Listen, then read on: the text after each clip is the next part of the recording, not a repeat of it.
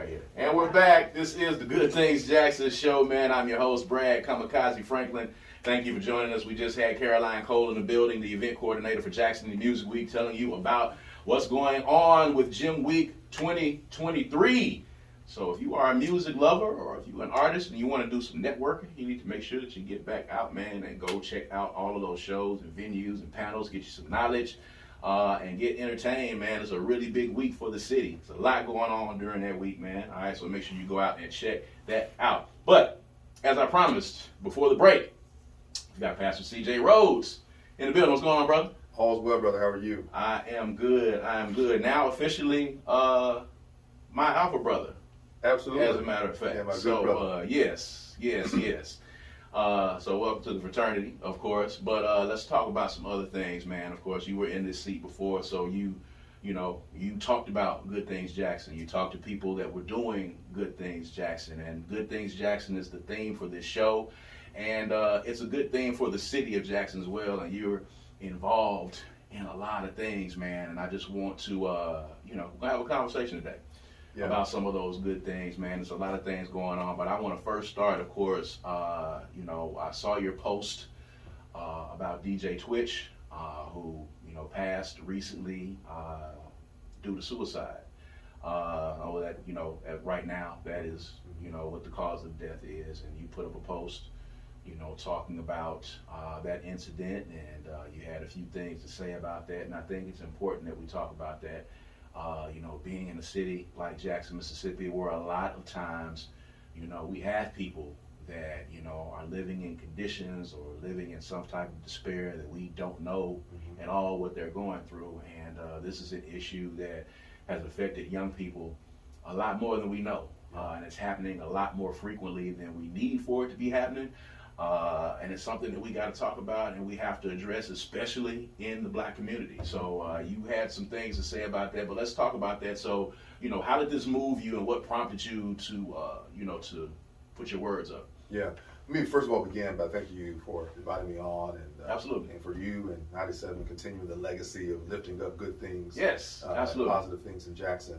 So the DJ Twitch piece was very moving because so many people talked about how much he smiled, how much he entertained people, and the assumption he couldn't have really taken his life, right? Because he's so happy, he's so giving. Right. And I think part of the problem around suicide is we assume that only the people who are, Eeyore for Winnie the Pooh, right? Always down, always blue, that they're the ones more likely to commit suicide.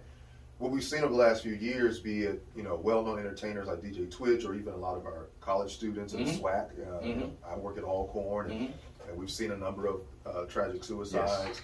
Yes. And a lot of those students who commit suicide, a lot of these entertainers who commit suicide, tend to be the life of the party. They tend to be Mr. or Miss this. They tend to be that. And one of the things I wanted to bear out is the so-called, what I call the myth of the strong friend. And in the Black community, the strong Black woman, the strong Black man, that there's a lot of brokenness there that is covered up very often and curated through, frankly, through social media. We assume everyone's doing well. And so for me, it's one of those conversations we got to have. There's a lot of stigma still around mental health therapy, and especially me coming out of the church context. Very often there is what I call a kind of spiritual avoidance of dealing with what I call the root issues. So we can pray. I believe in prayer. I believe in reading scripture. I believe in all that. But sometimes we evade the hard work of going back to our past, looking at our childhood, looking at various traumas and triggers, and beginning to heal from that, so that we don't end up, either moving towards suicidal ideation or even just beyond that, making bad decisions that ultimately affect ourselves and others. And so I think it's something we have to deal with and talk about. The other thing is, I don't think there's just stigma around mental health. There's also, if you will, a stigma around admitting that we're not good. And so we, not only do we curate stuff and dress it up, but we think we're doing okay because we go to the gym, to the club, girls trips, guys trips. We think, oh, I'm good. Right. But underneath, there's all this stuff going on that if we don't attend to, could lead us to a point of hopelessness, helplessness, worthlessness that ultimately would cause a number of us to commit suicide. So let's dive off into that a little bit. You were a pastor, and you know, talking about that spiritual, you know, ideation and the idea around therapy and the idea that Black folk have had for decades about, you know, praying the problems away and avoiding therapy because, in some sense, they felt that it went against their belief system. Right. So as a pastor and as someone who actually has people come to talk to them sometimes when they are troubled, how do you deal with that? You know, how do you juxtapose, you know, keeping your faith with telling people to go to a therapist to talk about their problems? Yeah. Well, what I would see therapy as a continuation of our faith. I mean, I think there are enough scriptures that point to in the multitude of counsel there's safety, that, you know, we ought to carry each other's burdens, weep with those who weep, mourn with those who mourn, rejoice with those who rejoice. Mm-hmm. We have to move away from this hyper-individualized mindset. Yes. Because a lot of us, right, if we're honest, the reason we don't talk to other folks is because we're afraid they're going to talk about us, right? Whether you're talking about, you know, real friends or counselors, whatever. And so, you know, the Bible is very clear that we're not an island, that we need one another. I know there was a song written by Vicki Winans, or sung by Vicki Winans, as long as I got King Jesus, I don't need nobody else. Well, the reality is we need people. Yeah. Now, the reason why I think therapy is so important is because sometimes the people in our lives don't have the tools to help us dig deeper into what we're dealing with. So your girlfriend, your guy friend, you know, your church member, they may, you know, comfort you, they may take you out, but they may not be able to help you make the connection between something happened to you at 7 and 17 and how it's affecting you at 37, right? Mm-hmm. Because sometimes we're just moving, we're in, you know, job to job, relationship to relationship. We don't recognize that there are these triggers and traumas that have stayed with us for decades. So for me, therapy is so important, talk therapy in particular, because once you start digging through that, you really get to a place of healing. And, you know, the other thing I've said, I've heard some people say, well, you know, God can heal you. Absolutely. Mm-hmm. I said, let me do a poll. How many of y'all who say that have a primary caregiver? Right. Have insurance? Right. You know, do you have a lung doctor or right. blood?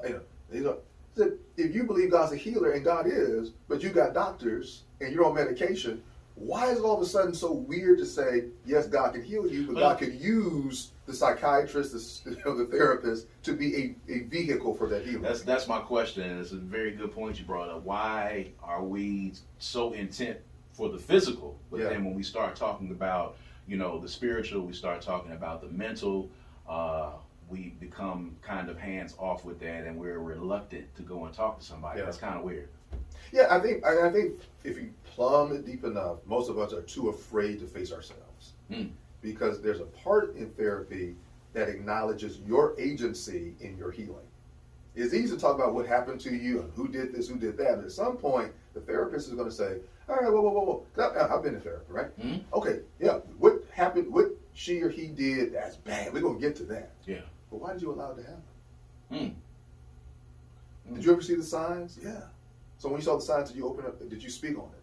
No. Why? So you start plowing that, and again, it starts connecting. The reason why you didn't open your mouth and say how you really felt is because maybe in your family context, you weren't allowed to express yourself. Right? When you start peeling back those layers, you start to recognize, you know what, the only person who is most able to make the change is going to be me. And I think a lot of us don't like that, because it's so much better to talk about what has happened to us than rather saying, you know what, I have some agency, even limited agency, to make a difference. Right. Now, you are the father of twin boys. Yeah. And I think now we're living, you know, I have a 12-year-old myself, and I know that the world that we are living in is much different than the one that both you and I came up in. The stimulation that exists from the outside world is great. You know, social media, all of those things. And even if you're putting some parameters on that within your home, they're still exposed to it when they go to school. They're still exposed to it if they're on the bus. They're still exposed to it in after school. What kind of conversations are you having right now with your boys? And you're raising, you know, going to be black men Yeah. at some point. Yeah. And we talk about the issues that black men have with going to therapy and the issues that they have with feeling vulnerable. What are you trying to instill in them right now about, coming to you or coming to someone if they're not feeling their best or they're feeling, out of sorts for a moment? How are you talking to them about, being comfortable with being vulnerable and opening up to someone? Yeah. First of all, I want to thank you for acknowledging that there's so many things in our broader kind of culture and Yes. environment that's hard to police. I mean, I'm not. You can't do it. Yeah, you can't I'm not a censorship guy, but it's my goodness. You it's can't. You can't 8 do in the it. morning, anytime you have access to this 24 stuff. hours a day. 24 hours a Yes. day. Very fundamentally to your question, though, it is. And I've had these conversations with them. Mm-hmm. You can talk to dad about anything, Mm-hmm. and sometimes because they're twins, I talk to them one-on-one because I don't want there to be this assumption of judgment from the other one. Mm-hmm. Mm-hmm. And I've had conversations with them recently, frankly, and part of one of the gifts I have is discernment, but also being able to ask a series of questions that plow deeper, because a lot of times our first answers to questions are very superficial. Yeah. Yeah. And then you just keep going and you keep going. And many people stop at the superficial levels. Oh, they're good. Look, they're sweet and they're nice. Yeah. I've had conversations, though, once you start peeling back the layers, Right. it's like there's something under there. Right. And me saying to them, you never have to feel like you can never talk to dad about this or talk to mom or talk to whoever. Mm-hmm. Giving them that permission, right, to know you're not going to be judged, at least from me, about saying, I'm hurting, I want to hurt myself, I want to hurt somebody else. Mm-hmm. And in addition to, rearing two boys, one of the things I've seen quite a bit, in HBCU life, how many young teenage boys never had a father figure, or even girls for that matter, young women. Mm-hmm. And in fact, I had a few incidents recently where just me sitting in the room in the office and listening to their story was transformative. Wow. They said, I've been around 17, 18, 19 years, and no one took the time to just listen to me. Wow. As much as we have to deal with all of the kind of complexities, I think so many issues are going on in our community, crime, all kind of stuff, it's because you got a lot of folk who don't feel heard. And yes, there are other things that need to be done, but simply listening to someone's story without judgment, with empathy, can make them feel, I'm not alone, I'm not strange, and I can get through this. Right.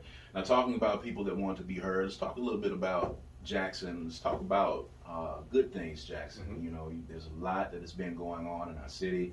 We just had this, huge Deion Sanders controversy, and there was a lot of opinions on both of those sides. And I know you guys down at Alcorn, had a lot to say about it.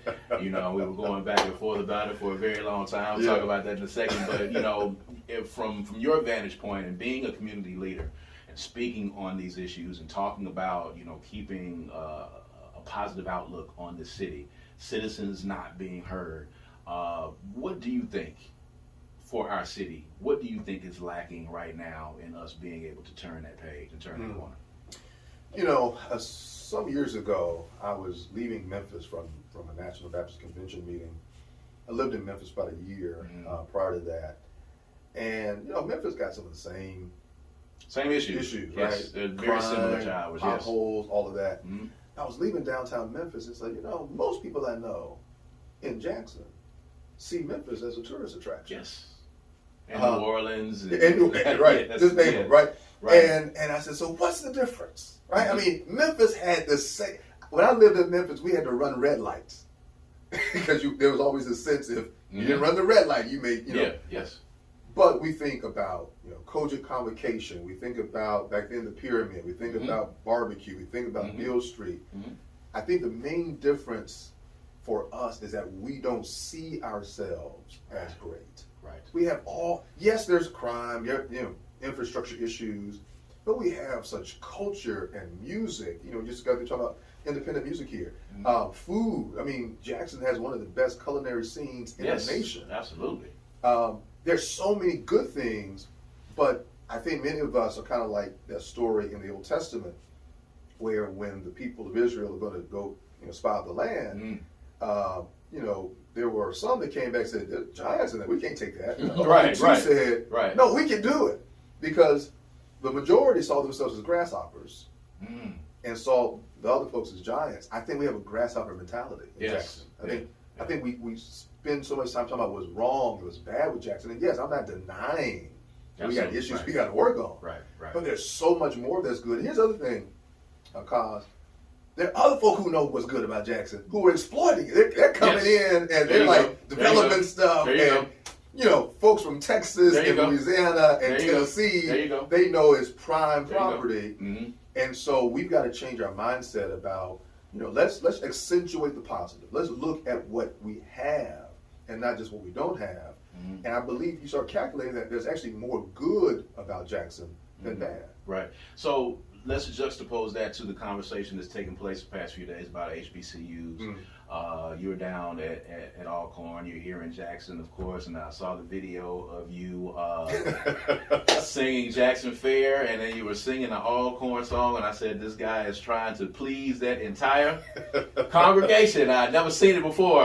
You know what I'm saying? You just went on a hymnal roll right there with the hymns. But in talking about HBCUs and being a part of educating black men and women, and the thought that HBCUs are less than and not as good as, and we're talking about the football team, we're talking about the amenities on the campus, and having these conversations back and forth with people who don't understand the history of HBCUs, especially in the state of Mississippi, and how we actually got to this point.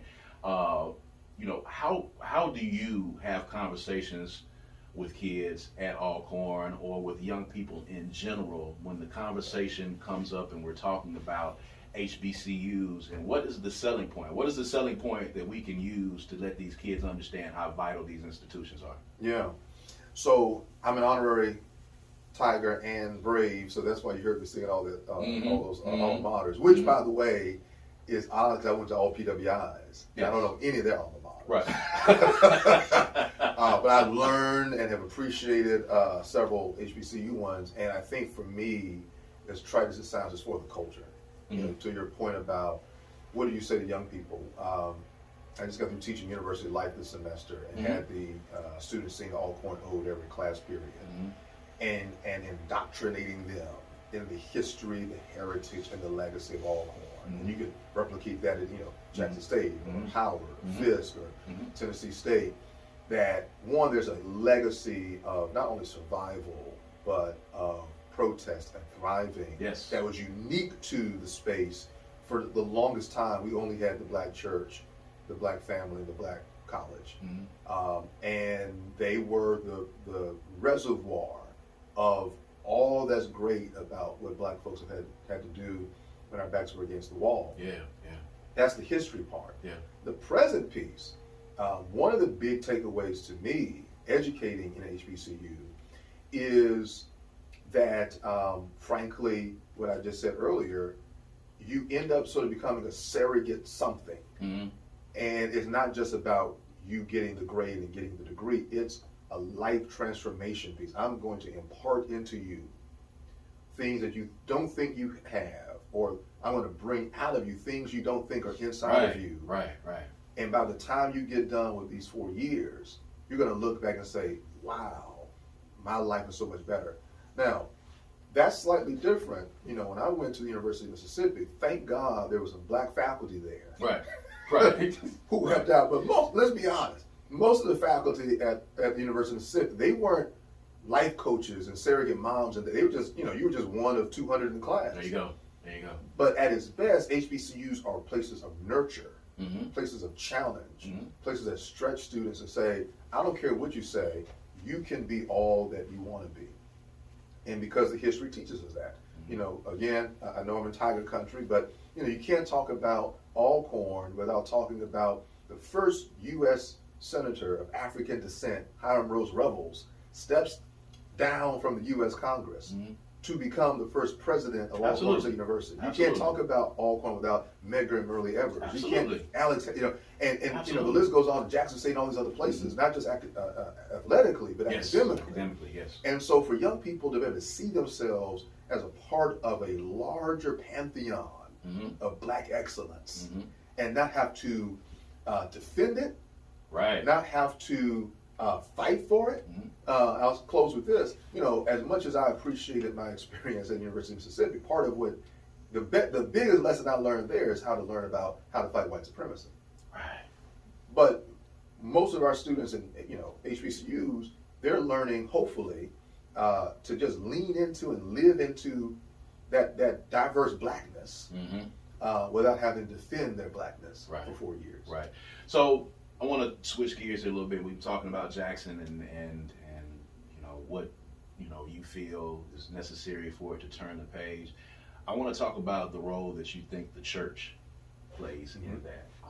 We've got a lot of pastors who are here in the city that get involved politically. They're inside some of these meetings, and I know you've seen this. We don't need to go into that in depth.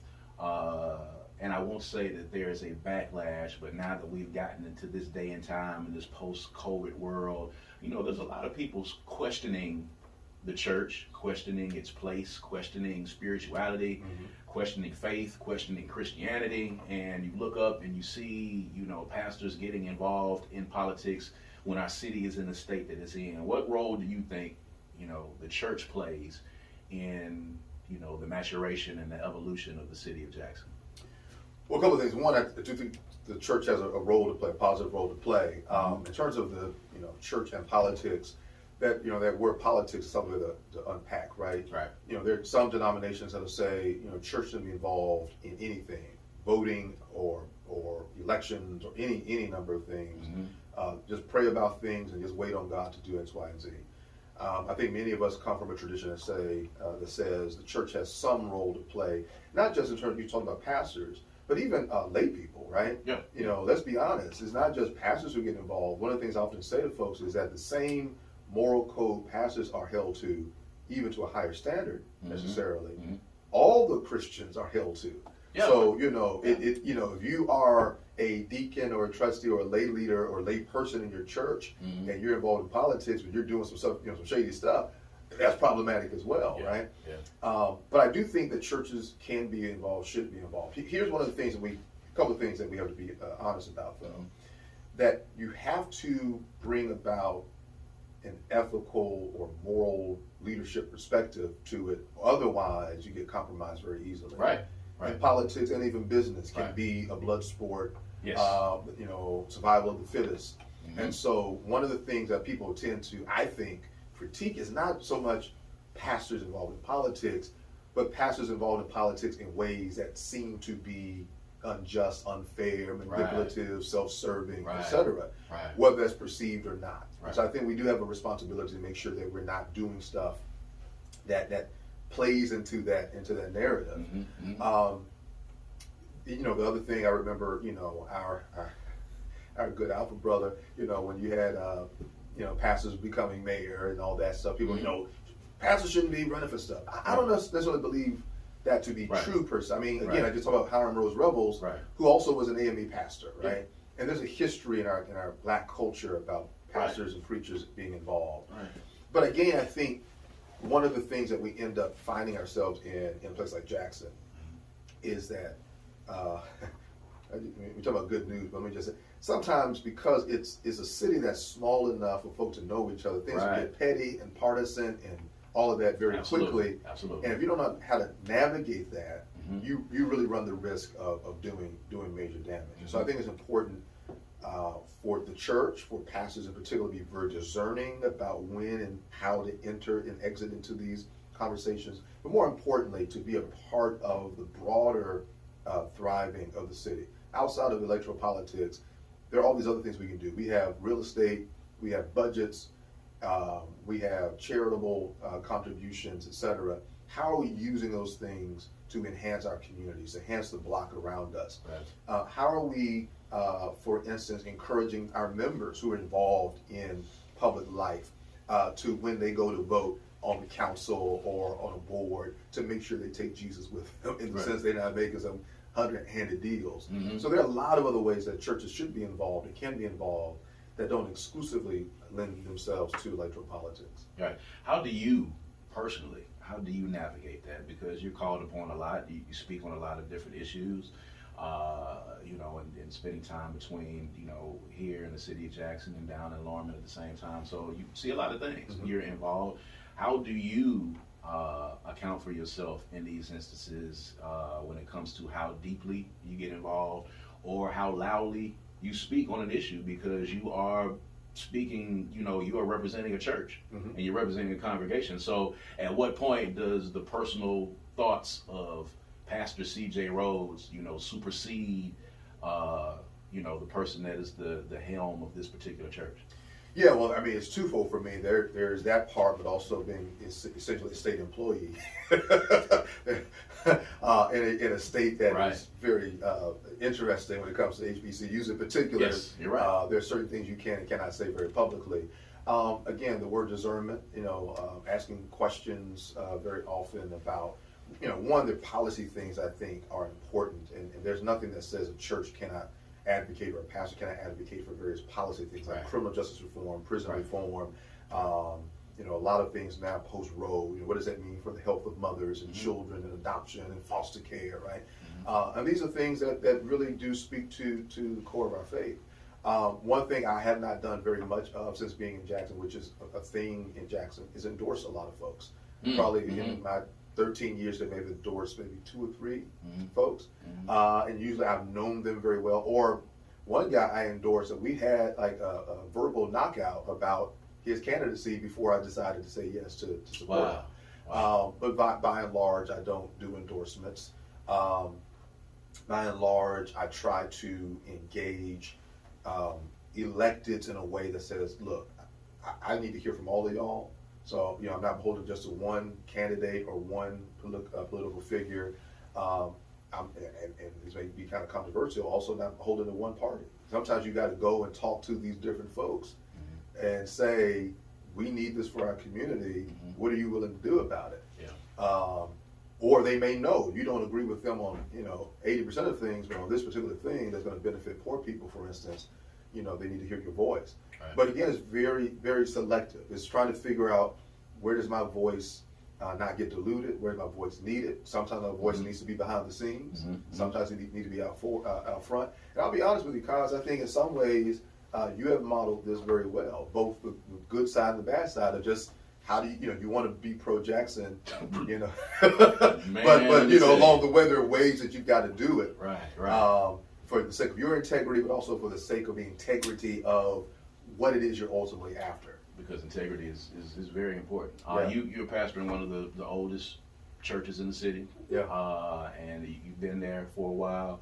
I'm gonna give you this moment to talk about, what's happening over at your church, to talk about the church a little bit for folks that don't know the church that you pastor, but, take a few moments to talk about that. Sure. Well, I'm blessed and honored to pastor Mount Helm Baptist Church, which is the oldest African-American congregation in the city of Jackson. We've been around since 1835, and part of me being an honorary Tiger has a lot to do with Mount Helm being the campus for Jackson College from 1883 Yes. to 1885. Yes, very vital information. Yes. But more than being the oldest church, for me, it's important to be a lively church that's engaged in spiritual growth and development of the people, but also in advancing the community around us. And so, whether it's been the work we've done during COVID, or even more recently giving $20,000 to Jackson Public Schools Advanced Academics Program, saying, how do we serve the community that we dwell in? Most of our folks commute in, right? Right. I live in Jackson, but a lot of folks don't. And so it's important to say, how can we be of service in ways that are very, very important to Jacksonians. Right. And so we encourage people to come. We're an intergenerational church. We made it to 5 generations. One of the things I've talked about is we want to be a place where the skeptic and the person deep in faith can come and engage. We've got a number of folks, because my own history. I was an agnostic in my teens.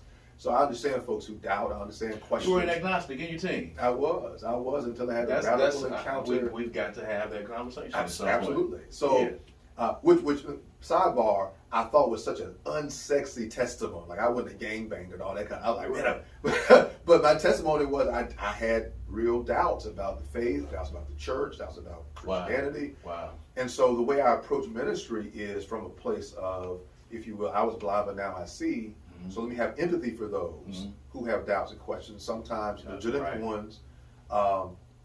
And so that's one of the things we try to do. We want to inspire people. I talked about this is a church where we disciple leaders. Yeah. People who come to our church are leading in various ways, but they often have a spiritual void that we want to fill. And part of that is by helping them navigate some of the questions, the traumas they've had, mm-hmm. So that they can not only be better leaders, but mm-hmm. just more fuller, healthier spiritual beings. Absolutely. Pastor C.J. Rhodes, this has been an excellent conversation. We definitely have to follow up because I definitely want to talk to you about that. That's some new information for me, and I think that'll make for another interesting conversation to have you back on. Thank you for being here.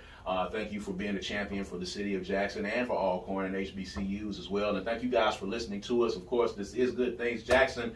Well, we're talking about good things, Jackson, not anything negative. We're talking to the people, the venues, all the movers and the shakers, the community influencers, man, that are helping us to push the positive narrative out there so that we can drown out the very loud minority of people who have bad things to say about our city. All right, we want you guys to go and enjoy the rest of your weekend. Have a happy Sunday, and we'll see you guys next time. All right, peace. Bless you.